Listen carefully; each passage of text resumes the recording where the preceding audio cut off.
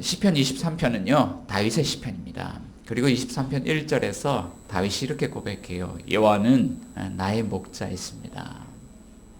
자, 그런데 다윗이 어떤 상황 속에서 여호와는 나의 목자이십니다 이런 기도를 드리고 있을까요?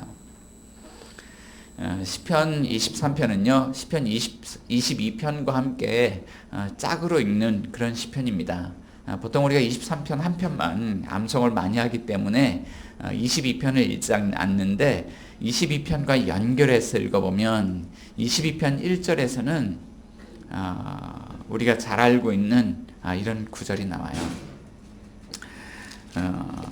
내 하나님이여 내 하나님이여 어찌하여 나를 버리셨나이까 어찌 나를 멀리하여 돕지 아니하시오며 내 신음소리를 듣지 아니하시나이까.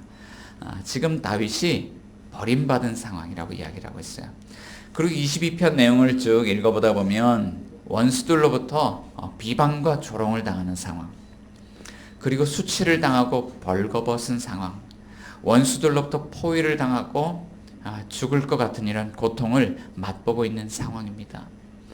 자, 그렇지만 그럼에도 불구하고 다윗이 신뢰하는 것이 한 가지가 있습니다. 온 사방이 포위당하고 빠져나갈 구멍이 보이질 않는데 여호와는 나의 목자이십니다. 여호와께서 나를 인도하신다라고 이렇게 고백하고 있는 거예요.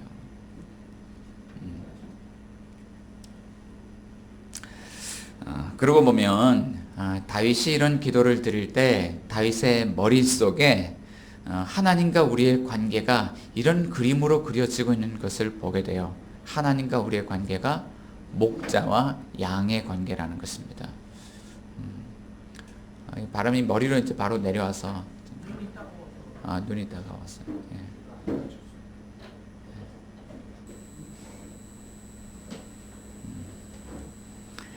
네, 이 목자와 양의 관계, 다윗이 어렸을 때 양떼들을 몰아봤기 때문에 목자와 양의 관계가 어떻다는 것을 너무너무 잘 알고 있어요. 어떤 관계일까요? 자, 뗄래야 뗄 수 없는 관계.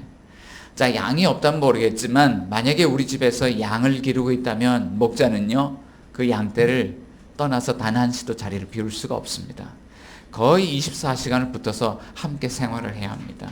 때가 되면 먹여야 되고, 때가 되면 마시게 해야 되고, 때가 되면 바깥으로 끄집어내서 운동도 시켜줘야 되고, 때가 되면 울타리에 집어넣어야 되고, 맹수가 나타나면 싸워야 되고요. 그리고 울타리를 청소해줘야 되고, 고쳐줘야 되고, 양들이 아프면 양들을 돌봐줘야 되죠. 자, 반대로 또 양의 관점에서 목자를 생각해 보면 양은 철저하게 목자 없이는 삶을 살아갈 수 없는 의존적인 그런 존재입니다. 양은 보통 시력이 약하고요, 온순하지만 아주 고집이 센 그런 동물입니다. 그래서 막 자기 마음대로 하려고 해요. 자, 그렇지만 밖에 내다 놓으면 목자가 없이 먹을 것도 구할 수 없고 자기 안전을 지킬 수도 없는 이런 의존적인 존재입니다. 목자와 양의 관계는 이렇게 서로 뗄래야 뗄 수 없는 그런 관계였다는 거예요. 자, 그런데 다윗은 소년 시절에 이런 관계를 경험을 했어요. 어느 날 사무엘 선지자가 자신의 집에 찾아왔습니다. 그리고 아버지 어머니를 부르더니 형들을 부르더니 예배하러 나오라고 말씀합니다. 그래서 온 가족들이 다 예배를 드리러 가요. 다윗에게 7명의 형들이 있었는데 7명의 형들 모두가 다 예배를 드리러 가요. 자, 그런데 다윗은요 가고 싶어도 갈 수가 없습니다. 왜 그렇죠? 양떼를 돌봐야 하기 때문에. 지저분하고 피곤하고 성가시고 귀찮고 고단한 일이지만 다윗은 양떼를 떠날 수가 없었어요. 마음은 저기 예배 자리 가고 싶은데 갈 수가 없었습니다. 자, 그것이 목자와 양의 관계입니다. 뗄래야 뗄 수가 없습니다.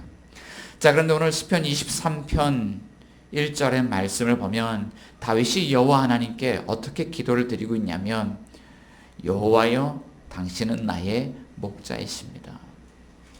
자, 이렇게 뗄래야 뗄 수 없는 목자와 양의 관계를 하나님과 자신의 관계로 이렇게 이야기를 하고 있다는 것이죠. 자, 그래서 시편 23편을 어떤 사람은 시편의 나이팅게일이라고 비유를 했습니다. 백의 천사 나이팅게일이 영국 병사들이 전쟁에서 부상을 당하고 병동에 누워 있을 때, 자, 그 병사들 하나하나를 생명을 건져내기 위해서 아주 혼신의 힘을 다했던 것처럼 여호와께서는 우리를 지키시기 위해서 길 잃어버린 그 양 한 마리를 지키시기 위해서 혼신을 다하시는 목자이시다. 또 씨지저스라는 선교단체 대표 폴 밀러라고 하는 분은 일상기도라는 책을 통해서 이렇게 고백합니다. 인생의 혼돈과 위기가 찾아올 때마다 시편 23편은 나의 기도가 되었다. 혼돈스럽고 고통스럽고 위기가 찾아옵니다. 그런데 그때 습관적으로 시편 23편을 붙들고 주님 당신이 나의 목자이십니다 라고 기도했다는 거예요. 자, 그런데 그럴 때마다 하나님께서는 그의 인생의 목자가 되어주셨고, 목자가 되어주시는 것을 경험할 때마다 그는 단 하루도 기도하지 않을 수 없었다라고 이야기를 합니다. 오늘은 2020년 새해 첫 주일입니다. 자, 여러분들에게도 인생에 고난과 위기가 찾아올 때가 있습니까?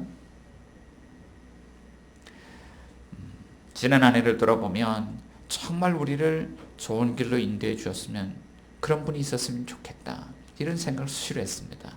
자, 그런데 우리 인생의 위기와 이런 고난의 상황이 찾아올 때마다 다윗은요, 우리를 이 기도의 자리로 초청하고 있는 거예요. 여호와는 나의 목자이십니다. 자, 그렇다면 여호와는 나의 목자이십니다. 이 기도가 시편 23편에서 어떤 의미를 가지고 있고, 자, 우리가 이렇게 기도할 때 하나님께서는 우리를 인생의 고난과 위기의 상황에서 어떻게 건져내 주실까요? 자, 오늘 본문을 1절에서 3절, 4절 이렇게 두 가지로 나누어서 메시지를 두 가지로 나누어서 이야기를 하고요. 5절, 6절 말씀을 가지고 결론 부분에서 갈무리하고자 합니다. 자, 첫째로 여호와는 나의 목자시다라는 기도는 능력의 하나님이 우리를 인도하신다, 이끌어 가신다는 그런 의미가 있습니다. 자, 여기에서 여호와라는 이름은 출애굽 사건과 관계가 있어요. 언제 하나님이 자신의 이름을 여호와라고 이스라엘 백성들이 가르쳐 주셨는가? 하나님이요 400년 동안 애굽 땅에서 종살이하며 고난과 고통 가운데 억압을 당했던 이스라엘 백성들을 하나님이 건져내십니다. 자, 그리고 그들을 모세라는 지도자를 세우셔서 시내 산으로 인도하시고, 시내 산에서 그들과 언약을 맺으시면서 하나님이 자신의 이름을 나는 여호와라, 자비롭고 은혜롭고 노하기를 더디하고 인자와 진실이 많은 하나님이라고 자신의 이름을 알려주는 것을 볼 수가 있습니다. 자, 근데 그 시내 산으로 이스라엘 백성들을 건지시고 구원해내신 하나님이 어떤 하나님이신가? 그분이 능력의 하나님이라는 거예요. 바로를 심판하시고 홍해 바다를 가르치고, 자, 불기둥과 구름 기둥으로 함께 하시고, 만나와 메추라기를 먹여주시고, 반석에서 샘물을 먹여주시고, 40년 동안 이스라엘 백성들이 삶에 대한 고민과 염려하지 않고 살아갈 수 있도록 이 백성들을 광야에서 책임져 주신 능력의 하나님이다. 자, 다윗은 성경을 통하여서, 역사를 통하여서, 부모님이 전해준 이야기를 통해서 그 이야기를 접했습니다. 그런데 오늘 시편 23편에서 다윗은 이렇게 고백하고 있는 거예요. 그 하나님은 성경 속에 문자적으로만 기록되어 있는 그런 하나님이 아니라 실제로 우리를 고난과 위기 상황에서 건져내시는 살아계신 하나님, 아브라함의 하나님, 이삭의 하나님, 야곱의 하나님, 산자의 하나님이라고 다윗은 고백하고 있는 것입니다. 자, 그런데 그 하나님을 목자와 양의 관계로서 경험하고 보니까 하나님에 대한 세 가지 이미지가 그려졌어요. 첫 번째는요, 하나님은 우리를 좋은 먹거리로 인도하시는 목자이시다. 자, 다윗은 그렇게 고백합니다. 1절과 2절 말씀, 우리 1절, 2절 말씀 같이 한번 읽어봅니다. 여호와는 나의 목자시니 내게 부족함이 없으리로다. 그가 나를 푸른 풀밭에 누이시며. 여기까지 읽겠습니다. 자, 하나님은요 우리를 푸른 풀밭으로 인도하신다. 실제로 오늘날 레반트 지역이라고 합니다. 지중해 바다와 요단강 그 사이에서 고대 근동 문화를 함께 공유하는 그런 나라들이 있습니다. 팔레스타인, 시리아, 레바논, 요르단, 이런 나라들이 그곳에 이제 자리를 잡고 있는데, 자, 이 나라들은 실제로 목자들이 양을 치는 일들을 광야에서 하고 있습니다. 자, 그런데 그들이 봄, 여름, 가을, 겨울에 먹이는 양들의 먹이가 달라요. 봄에는요, 이렇게 이제 땅이 말랐다가 땅이 회복이 되면서 풀들이 파랗게 올라오기 시작합니다. 연하고 얼마나 영양이 풍부하고 좋은지. 자, 그 풀들을 양들은 가장 좋아하죠. 자, 그리고 여름이 되면 햇볕을 받아서 이 풀들이 파랗게 올라왔어요. 색깔도 아주 진한 그런 녹색의 풀들이 되고 아주 질기고 먹기가 어렵죠. 자, 그리고 가을이 되면 이 풀들이 서서히 처지기 시작하고 또 들판의 곡식들은 누렇게 익기 시작합니다. 그리고 이제 곡식을 추수하면서 그 곡식단을 다 베어내죠. 자, 건초더미가 만들어집니다. 자, 그리고 겨울이 되면 이 건초더미 그리고 곡식을 잘라낸 그루터기가 양떼들의 먹이가 됩니다. 자, 목자들은 1년 사시사철 양들을 어떻게 먹일까를 고민하는데, 자, 1년 사시사철 중에 먹거리를 걱정하지 않아도 되고 가장 먹거리가 좋은 때가 언제일까요? 봄철이죠. 자, 목자들은 오직 봄철에만 이 좋은 풀을 양들에게 먹일 수 있는데 하나님은 어떻게 하시는가? 하나님은 1년 사시사철 우리를 가장 좋은 먹거리가 있는 그곳으로 인도하시더라는 거예요. 가장 좋은 먹거리가 뭘까 생각을 해봤어요. 저는 그것이 어머니의 밥상이라고 생각합니다. 자, 어디 가도요 어머니처럼 밥을 해주는 사람이 없어요. 자, 비록 집에요 그냥 하얀 쌀밥 청국장 한 그릇밖에 없더라도요 어머니는요 때가 되면 자녀들 먹이기 위해서 이렇게 밥을 만들어 줍니다. 자, 그 밥을 먹고요 자녀들이 건강하게, 가족들이 건강하게 살아가요. 자, 근데 하나님께서 우리 1년 사시사철 우린 푸른 풀밭으로 인도해 주시는데 하나님의 양식을 보니까 이런 특징이 있습니다. 1절 보니까 부족함이 없더라. 부족함이 없더라. 자, 이것은 다윗에게만 부족함이 없는 것이 아니라 이스라엘 백성들 전체가 먹어도 부족함이 없는 음식이더라는 거예요. 자, 성경에 보면 이런 역사가 어디에 기록되어 있을까요? 광야에서 하나님이 이렇게 이스라엘 백성들을 인도해 주셨어요. 광야에서 하나님이요 정말 농사를 지을 수도 없고 먹을 것을 구할 수 없는 이곳에서 하나님이 매일의 만나를 내려주시고 매일의 메추라기를 내려주시는데 이스라엘 백성들이 날마다 일용할 양식을 먹고도 부족함이 있습니까? 없습니까? 없었다라는 거예요. 자, 그런데 성경에 이런 사건이 또 어디에 기록되어 있을까요? 예수님께서 아침부터 저녁까지 말씀을 가르치시는데 자, 이 빈들에요 수만 명의 사람들이 앉아 있습니다. 자, 그런데 그들에게요 먹을 것이 없었어요. 저녁에 예수님께서요 이 많은 무리들 가운데 먹을 것을 찾아보니까 5병이요 보리떡 5개 물고기 2마리가 전부예요. 자, 그런데 예수님이 그것을 축사하시고 사람들에게 나눠주시는데 사람들이 배불리 먹고 남음이 있습니까? 없습니까? 12광주리가 남았더라. 자, 능력의 하나님께서는 정말 우리 먹을 것이 결핍되어져 있는 우리 인생을 어떻게 인도하시냐면 가장 좋은 먹거리가 있는 그곳을 인도하시는데 능력의 하나님 우리를 어디로 인도하실까요? 하늘에서 내려온 참떡, 생명의 떡, 나는 생명의 떡이라 이것을 먹는 자마다 줄이지 아니할 것이라고 말씀하신 그 예수 그리스도께서 말씀하시는 생명의 떡, 우리 주 예수 그리스도의 복음이 우리의 생명을 살리는데 예수 그리스도의 그 복음, 그 생명의 양식이 있는 그곳으로 능력의 하나님 우리를 이끌어 가신다는 것입니다. 자, 그런데 다윗이 경험했던 두 번째 하나님에 대한 이미지가 있습니다. 하나님은 쉴 만한 곳으로 우리를 인도하시는 목자이시다라는 것입니다. 2절부터 3절까지 말씀 가운데 보면요, 그가 나는 푸른 풀밭에 누이시며 어디로 인도하십니까? 쉴 만한 물가로 인도하시는도다. 자, 그러고 보니까 3절 인도했을 때 어떤 일이 일어나느냐? 내 영혼을 소생시키시고 라고 말씀하죠. 자, 하나님 우리를 쉴 만한 물가로 인도하십니다. NIV 성경을 보면요 고요한 물가들이라고 표현하고 있어요. 고요한 물가. 자, 그런데 양떼를 인도하시는데 하나님 나라의 모든 백성들이 그 물가에 가서 물을 마시고 씻고 해도 자, 그 장소가 부족함이 있습니까? 없습니까? 부족함이 없더라는 거예요. 자, 성경에 보면요 우물 하나 가지고 싸우는 일들이 일어나요. 그런데 하나님이 인도하시는 물들은요 모든 백성들을 포용하기에 장소가 부족함이 없습니다. 여러분 물가 좋아하시나요? 예전에 어느 교회에서 시차를 하고요 어느 목사님이 차를 한 잔 마시자 그래서 고읍에 있는 어느 카페로 저희들 인도를 했었습니다.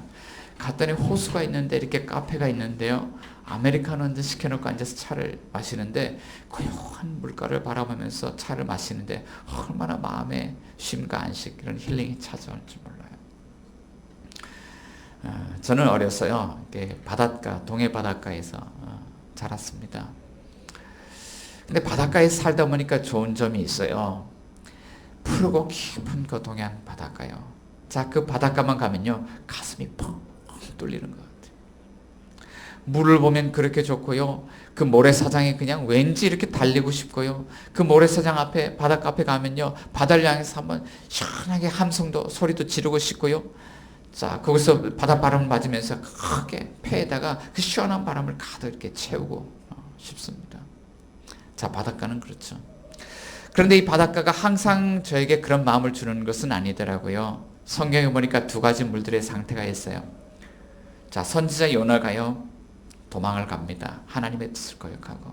그런데 요나가 무엇을 만납니까? 풍랑을 만나요. 예수님의 제자들도요, 갈릴리 바다를 건너서 배를 타고 건너갑니다. 자, 그런데 예수님을 의지하지 않고 노를 젓는데 제자들이 무엇을 만납니까? 인생의 풍랑을 만나요. 자, 물들이요, 있으면 참 좋아요. 그렇지만 그 물들이 때로는 우리에게요, 인생의 풍랑을 가져다 주기도 합니다. 자, 하지만 하나님께서 우리를 인도하시는 그런 쉴만한 물가는 어디일까요? 고요한 물가, 쉴만한 물가. 하나님 그런 쉴만한 물가로 우리를 인도해 주시더라는 거예요. 마음껏 마셔도, 온몸을 담그고 헤엄을 쳐도, 그 물을 끌어다 쓰고 싶은 만큼 끌어다 써도, 자, 그 물가, 그 은혜의 저수지는 조금도 줄어들지 않습니다. 이곳에만 있으면 우리는 평생 물 걱정을 하지 않고 살아갈 수 있다는 거예요. 예전에 제가 섬겼던 교회에 청년들이 전라남도 신안군에 있는 낙도에 농촌 봉사 활동을 하면서 선교를 하는 그런 국내 선교 여행을 떠나게 되었습니다. 여러분, 낙도 아시나요? 낙도. 자, 전남도 그 신안군 쪽에 가면 그 작은 섬들이 여러 개가 이렇게 많이 모여 있습니다. 근데 사람은 몇 사람 안 되는데 그런 섬마다 작은 그런 교회들이 세워져 있고 기도처가 세워져 있습니다. 청년들이 거기를 이제 들어가게 되었습니다. 자, 첫날 청년들이 봉사활동을 하고 농촌 봉사활동, 미용 봉사활동을 하고 저녁에 숙소에 돌아왔습니다. 자, 그리고 남자 청년들부터요, 그 샤워실에 들어가서 시원하게 샤워를 하기 시작합니다. 그런데 중간에 물이 뚝 끊어졌어요. 전도사님, 전사님, 물이 안 나옵니다. 자, 왜 물이 안 나오죠? 거기 계시는 이제 어른분들께 여쭤봤습니다. 알고 보니까 이 청년들이 일주일 동안 사용할 수 있도록 이 어르신들이 물을 바게트로 받아가지고 그 이제 물탱크를 다 채워놨는데 첫날에 그것을 청년들이 다 써버린 것입니다. 다음날부터 물이 없어요. 그러니까 옆에서 물을 얻어다가 물을 식수로만 사용합니다. 그리고 한여름철에요, 어떻게 씻고 하냐면 물티슈를 뽑아다가 세수를 합니다. 그리고 물티슈를 뽑아다가 이제 몸을 닦습니다. 샤워를 합니다. 그러니까 일주일 동안 얼마나 힘들었겠어요. 자, 일주일 동안 선교를 마치고 육지로 배를 타고 나오게 되었습니다. 청년들이 가장 먼저 무엇을 했을까요? 목욕탕에 갔습니다. 자, 물이 있다는 것과 없다는 것은 이런 차이가 있습니다. 자, 그런데 하나님이 우리를 인도하실 때 하나님이 우리를 어떤 곳으로 인도하시는가? 이 쉴만한 물가로 인도하신다는 거예요. 그리고 이것을 통하여 하나님께서 우리에게 행하시는 일이 있습니다. 내 영혼을 소생시키신다는 거예요. 자, 우리 인생요, 목마름을 해결하기 위해서 이곳저곳을 찾아다닐 때가 있습니다. 얼마나 목마른지요. 목마름을 해결하고 싶습니다. 자, 어떤 때는 성공이 우리에게 목마름을 가져다 줄까? 어떤 때는 공부가 우리에게 목마름을 가져다 줄까? 어떨 때는 돈벌이가 우리에게 목마름을 가져다 줄까? 목마름을 해결하기 위해서 이곳저곳을 우리가 헤매고 다닙니다. 안식이 없어요. 자, 그것 때문에 우리의 영혼이 다 죽어갑니다. 그렇지만 우리가 능력의 하나님께 나와서 당신 나의 목자라고 인도해달라고 주님 앞에 나오기만 하면 그분은 어떻게 하시냐면 쉴만한 물가로 우리의 목마름을 해결할 수 있는, 영혼의 목마름을 해결할 수 있는 그곳으로 인도하셔서 우리를 다시 회복시키시고 살려주시더라는 거예요. 광야의 이스라엘 백성들은 르비딤 반석에서 물이 터져 나올 때 그 목마름을 해결했습니다. 자, 근데 신약 성경에 보니까 이런 사람이 있어요. 사마리아 여인입니다. 자, 그 여인은 인생의 남편을 5번이나 바꿔가며 목마름을 해결하려고 노력해 보았습니다. 그러나 목마름은 해결되지 않았어요. 그리고 날마다 물이 없어서 이 야곱의 우물에 유대인들의 눈을 피해서 한낮 태양빛이 뜨거울 때 물을 들어옵니다. 자, 그런데 그가 어느 날 목마름을 해결하게 되었습니다. 언제일까요? 광야에서 반석을 만나는 것처럼 인생의 예수 그리스도를 만났을 때 목마름이 해결되어졌다는 거예요. 자, 예수님이요 광야의 반석이라고 이야기를 하고 있는 거예요. 자, 그런데 여기에 다윗이 경험했던 또 하나의 이미지가 있습니다. 하나님은 의의 길로 인도하시는 목자이시다, 이렇게 이야기를 하고 있어요. 3절 말씀 보니까요, 내 영혼을 소생시키시고, 같이 한번 읽어봅시다. 자기 이름을 위하여 의의 길로 인도하시는 도다. 자, 여기 의의 길이 나옵니다. 어떤 길일까요? 영어 성경을 보니까요, 의로움의 길들이라고 이야기를 하고 있더라고요. 의로움의 길들. 자, 의롭다는 것은요, 하나님이 죄가 없으시고 의로우신 분, 또는 하나님이 믿을 만한 분, 자, 이런 하나님을 표현할 때 사용하는 단어이기도 합니다. 그런데 여기서 의롭다는 것은요, 이것이 옳은 길이에요. 옳은 길 따르라 의의 길을. 자, 찬송에서 그렇게 이야기를 하고 있는데, 자, 그 바로 옳은 길이 바로 의의 길. 하나님께서 우리를 먹거리가 좋은 곳을 인도하여 주시고, 하나님께서 우리의 목마름을 인도하여 주시는 그 길은 옳은 길이더라고요. 자, 그러고 보면요, 능력이 많으신 하나님, 전능하신 하나님, 자, 무한하신 하나님, 영원하신 하나님, 거룩하신 하나님, 가장 높고 존귀하신 그 하나님이 자, 왜 우리를 이렇게 인도해 주실까요? 우리에게 빚 갚을 것이, 하나님이 빚을 갚아야 될 것이 있나요? 우리가 맡겨놨나요? 자, 오늘 본문에 보니까요, 이렇게 이야기를 하고 있어요. 능력의 하나님이 우리에게 능력을 베푸시는 것은 하나님이 자기의 이름을 위하여 그렇게 하신다는 거예요. 자기 이름을 위하여. 하나님의 명성에 문제가 달려 있어요. 하나님의 명예가 달려 있어요. 만일 하나님께서 자기 그런 양떼를 인도하실 수 있는 능력이 있는지 없는지, 이거에 따라서 하나님의 명예가 걸려 있다는 거예요. 만일 하나님께서 우리를 인도하실 능력이 없는 그런 목자라면 하나님의 명예는 땅바닥에 떨어지고 우리는 그를 따를 필요가 없습니다. 그렇지만 만일 하나님께서 우리를 구원하실 수 있는 능력이 있는 목자라면 우리는 어떻게 해야 될까요? 하나님의 이름에 합당하게 우리는 그를 따르고 예배하고 순종하고 그를 섬기는 삶을 살아야 된다고 성경 우리에게 말씀하고 있는 것이죠. 자, 이것이 예배이고 이것이 기도인 것입니다. 결국 하나님께서 우리의 목자로서 우리를 의의 길로 인도하시는 목적은 목자와 양의 관계 속에서 하나님이 어떤 하나님인지를 깨닫게 하시고, 이 양들이 하나님을 온전히 신뢰하고 믿고 예배하고 따르도록 하기 위해서 하나님 우리에게 능력을 드러내 보여주신다는 거예요. 자, 그런데 여호와는 나의 목자시다라는 고백은 또 이런 의미를 가지고 있습니다. 능력의 하나님이 나의 연약한 삶의 상황 속에 우리를 구원하시기 위해서 찾아오셨다, 들어오셨다는 의미입니다. 목자는요, 양과 떨어져서 양을 구원할 수 없습니다. 만일 길을 잃어버린 한 마리 양이 있다면, 그 양을 구원하기를 원한다면 목자는요, 위험한 상황 속으로 양을 구원하기 위해서 뛰어들어야만 하는 것이죠. 자, 오늘 본문 안에 보면 1절부터 6절까지 14번이나 반복이 되는 단어가 하나가 있습니다. 어떤 단어일까요? 나라는 단어예요. 나. 자, 나를, 또 내게, 이런 어떤 나의, 내게, 나를, 내 영혼을, 그러면서 나라는 단어를 14번이나 반복합니다. 자, 그러면서 나의 목자이신 하나님이 나에게 하나님의 온 관심을 집중하고 계신다는 거예요. 자, 하나님이 전능하시고 광대하신 그 하나님이 한낱 죄인이고 연약하고 위기 가운데 있는 나에게 관심을 갖고 계신다.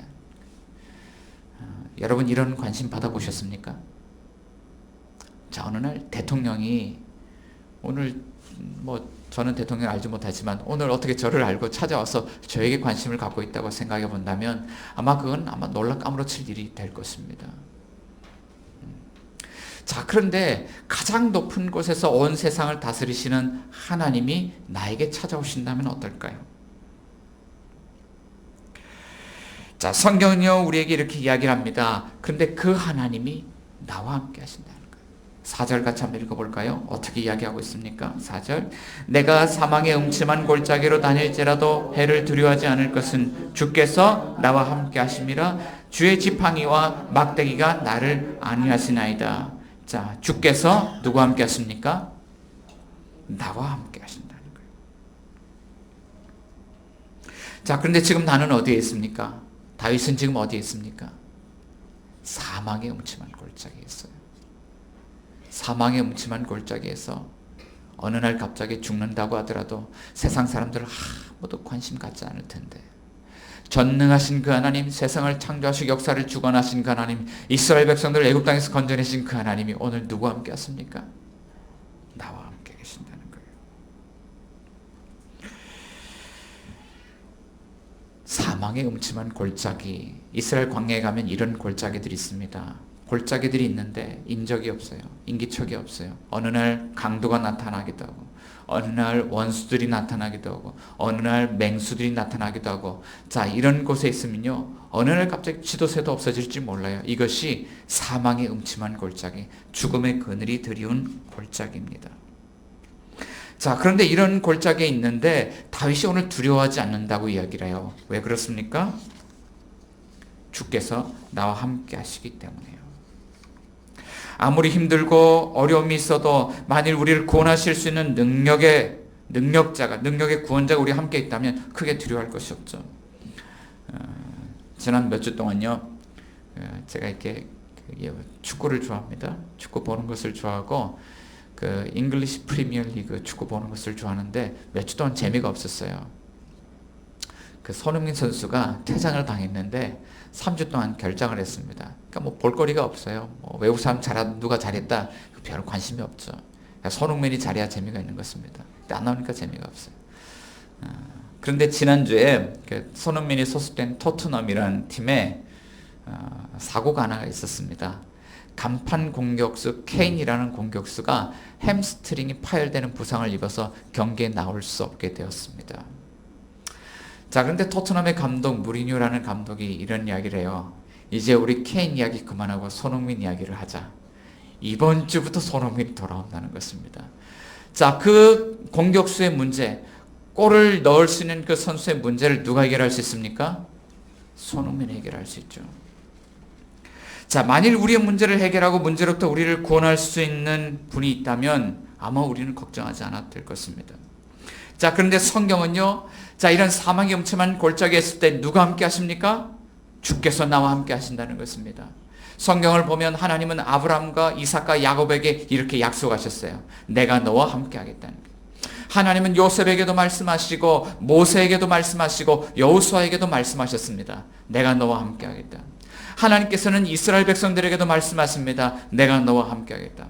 이사야서 7장 14절 말씀 가운데 보면 이사야 선지자 이렇게 이야기합니다. 그러므로 주께서 친히 징조를 너에게 주실 것이라. 보라, 처녀가 잉태하여 아들을 낳을 것이요 그의 이름을 임마누엘이라 하리라. 이걸 번역해 보니까 하나님이 우리와 함께 계신다. 하나님은 오늘 우리에게도 약속하고 계십니다. 내가 너와 함께 하겠다는 거예요. 자, 그런데 이렇게 말씀하신 하나님은 어떤 분이실까요? 이사야서 57장 15절에서 이사야 선지자는 이렇게 이야기합니다. 지극히 존귀하며 영원히 거하시며 거룩하다 이름하시는 이가 우리와 함께 하신다는 거예요. 자, 그런데 본문에서요, 다윗이 주께서 나와 함께 하신다고 고백하면서 그 사망의 음침한 골짜기에 있을 때, 자, 하나님이 눈에 보입니까? 안 보입니까? 안 보이죠? 하나님 눈에 보이지 않지만 주께서 나와 함께 하셨고 이렇게 함께 하셨다는 거예요. 주의 지팡이와 막대기가 나를 안위하신다나이다. 하나님이 나의 목자신 하나님이 주의 지팡이와 막대기로 나와 함께 하셨다는 거예요. 여기서 지팡이는 목자들이 양떼를 몰 때 허리에 차고 다니는 곤봉을 의미합니다. 그리고 여기서 막대는 목자들이 양떼를 몰고 다닐 때 손에 짚고 다니는 막대기를 의미하죠. 이 막대기는요, 양떼들이 길을 벗어나지 못하도록 이렇게 툭툭 치는 그런 역할을 하기도 하고요. 이 막대기는 맹수들이 나타났을 때 맹수들과 싸울 때 무기로도 사용하는 그런 막대기입니다. 자, 그래서 주의 지팡이와 막대기로 나를 안위하신다는 것은 어떤 의미가 있을까요? 아마 이런 의미가 있을 것입니다. 다윗이 양이고 하나님이 목자이신데 사망의 음침한 골짜기를 지나갈 때 하나님께서는 다윗이 자, 이런 생명의 길로 나아갈 수 있도록 길을 벗어나서 길을 잃지 않도록 사망의 골짜기에서 죽음을 당하지 않도록 하나님께서는 때로는요 고난을 통해서 자신을 징계하시더라는 거예요. 히브리서 12장 5절 6절 말씀 가운데 보면 하나님이 우리의 인생 가운데 찾아오셔서 때로는 징계하신다고 말씀합니다. 내 아들아 주의 징계하심을 경히 여기지 말며 그에게 꾸지람을 받을 때 낙심하지 말라. 주께서 그 사랑하신 자를 징계하시고 그가 받아들이시는 아들마다 채찍질 하신다. 아들이기 때문에 우리를 사랑하시기 때문에 하나님 때로는 고난을 통해서 매질하신다는 거예요. 자, 그렇지만 주의 지팡이와 막대기는요 우리를 매질하는 것이 목적이 아니에요. 우리를 구원하는 것이 목적이에요. 주님은 이 지팡이와 막대기로 무엇을 하시는가? 사망의 골짜기에 우리의 원수들이 출몰합니다. 맹수들이 출몰합니다. 우리 이 양들의 생명을 빼앗으려고 합니다. 그때 주님은 이 사망의 음침한 골짜기에서 양을 대신하여 앞서서 원수들과 싸우신다는 거예요. 이 막대기로 싸우신다는 거예요. 자, 그런데 이런 질문을 하게 돼요. 이 막대기가요 우리의 모든 원수들을 이길 만큼 강한 무기인가요? 그냥 짝대기잖아요. 이것이 강한가요? 자, 상대방은요 원수들이요 인공지능을 로봇을 가지고 전쟁을 치릅니다. 자, 그런데 재래식 소총을 가지고 그 인공지능 로봇을 드론을 이길 수가 없는 것이죠. 자, 막대기를 어떻게 싸워 이기나요? 자, 다윗은 이 막대기가 얼마나 약한지를 잘 알고 있어요. 자, 그가 블레셋의 장수 골리앗과 싸우기 위해서 출전했을 때입니다. 이때 골리앗은 중무장을 하고 나왔어요. 갑옷을 입고 나오고 방패를 가지고 나오고 창을 가지고 나오고 긴창 단창을 가지고 나오고 큰 검을 가지고 나왔습니다. 칼을 가지고 나왔습니다. 자, 그 중무장한 골리앗이 이스라엘 군대 가운데 장수가 하나라도 나오기를 기다리고 있었습니다. 그런데 장수가 하나 나왔어요. 그가 누구였냐면 소년 다윗이었습니다. 그런데 다윗을 보니까요 갑옷도 입지 않았어요. 방패도 없어요. 칼도 없고 활도 없고 창도 없고 아무런 무기도 없어요. 그런데 그 다윗이 나오는데 보니까요 조그만한 애가 나무 막대기 하나 가지고 이렇게 싸우겠다고 나오는 거예요. 얼마나 참 볼품이 없어 보였을까요? 자, 그래서 블레셋은 이렇게 그를 조롱합니다. 사무엘상 17장 43절 보면 블레셋 사람이 다윗에게 이르되 네가 나를 개로 여기고 막대를 가지고 내게 나왔느냐? 이렇게 조롱을 해요. 자, 그런데요 모세도 양떼를 몰던 지팡이를 가지고 이스라엘 백성들을 구원하잖아요. 양떼를 몰던 지팡이가요 하나님께서 애굽 땅에서 이스라엘 백성을 건져낼 때 사용하는 구원의 도구가 돼요. 다윗이 막대기를 가지고 나갔습니다. 그러나 그 막대기 물맷돌이 붙여졌을 때 그 막대기는요 하나님의 도구가 되는 거예요. 다윗이 양떼를 몰 때 사용했던 그 막대기가 전쟁에서 이스라엘 백성들을 구원하는 하나님의 도구가 되었다는 거예요. 자, 그런데 성경은 우리에게 놀라운 이야기를 하고 있습니다. 이 땅 가운데 우리와 함께 하시기 위하여 오신 구원자 하나님이 있어요. 그의 이름은 임마누엘, 하나님이 우리와 함께 하시다. 그가 바로 임마누엘이란 이름을 가진 예수 그리스도인데 예수 그리스도께서도 한 나무를 통하여서 자기 백성들을 구원하신다는 거예요. 그 한 나무가 무엇입니까? 바로 우리 주 예수 그리스도의 십자가인 것입니다. 자, 그런데 저는요 십자가의 그리스도를 믿는 것이 낙타가 바늘길을 통과하는 것보다 어렵다는 것을 최근에 와서 이렇게 느끼고 경험합니다. 하나님은 능력이 있으시니까 우리를 구원하시겠지. 자, 이것은 쉬워요. 그런데 하나님이 십자가를 통해서 우리를 구원하신다는 것을 생각을 해보면 그것을 믿는 것이 참 어렵습니다. 왜냐하면 십자가는요 나도 그리스도와 함께 죽어야 한다는 것을 의미하기 때문에 그래요. 지난주에 동두천에 있는 어느 카페 교회를 다녀왔습니다. 올해에는 저도 커피를 통해서 사람들을, 이웃들을 좀 만나고 커피를 통해서 전도를 좀 해야 되겠다. 자, 올해는 어떻게든 전도를 해야 되겠다는 굳은 결심을 가지고 새해를 시작했습니다. 그래서 동두천에 그 커피 전도를 잘 한다는 목사님이 한 분 계셨어요. 그곳을 탐방을 다녀왔어요. 자, 갔더니요 말씀을 얼마나 잘 하시는지 커피를 이렇게 쭉 여러 사람 앉혀놓고 따라주면서요 한 2시간을요 쉴 새 없이 이야기합니다. 근데 그 목사님에게 제가 왜 왔는지 이야기를 해드렸어요. 그런데 그 목사님이요 옆에 5년 동안 같이 커피 마셨던 목사님이 있는데 5년 동안 한 번도 하지 않았던 이야기를 저에게 풀어놓으시더라고요. 목사님, 저도 실패의 과정이 있었습니다. 한때는 교회를 개척하고 교인들이 한 80명까지 모여서 교회를 재미있게 했었습니다. 자, 그때는요 목사가 전문가라고 생각하고 설교를 어떻게 하면 기교 있게 잘하는지, 재미있게 잘하는지, 어떻게 성도들을 모으는지 이런 기교를 가지고 목회를 했다는 거예요. 자, 그런데 하나님이 그의 인생에 고난을 가져오기 시작합니다. 빚이 늘어나기 시작하는데요. 빚이요 한 1억 정도 되는 그런 빚이 생겼고, 카드를 돌려막기를 하는데 그걸 이제 몇 년 동안 카드를 돌려막기 하는데 더 이상 막을 수 없는 그런 상황이 되었다는 거예요. 거의 파산하는 지경에 이르렀습니다.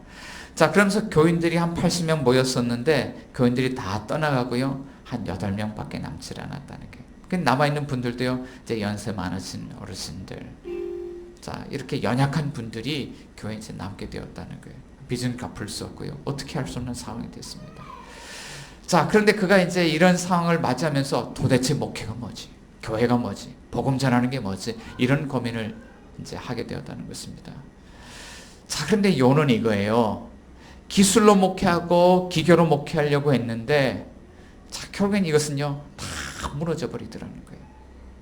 자, 그런 어려움이 찾아왔을 때요, 목사님이요, 교회와 복음 이런 목회에 대한 본질을 고민하면서 하나님 앞에 무릎을 꿇게 되었습니다.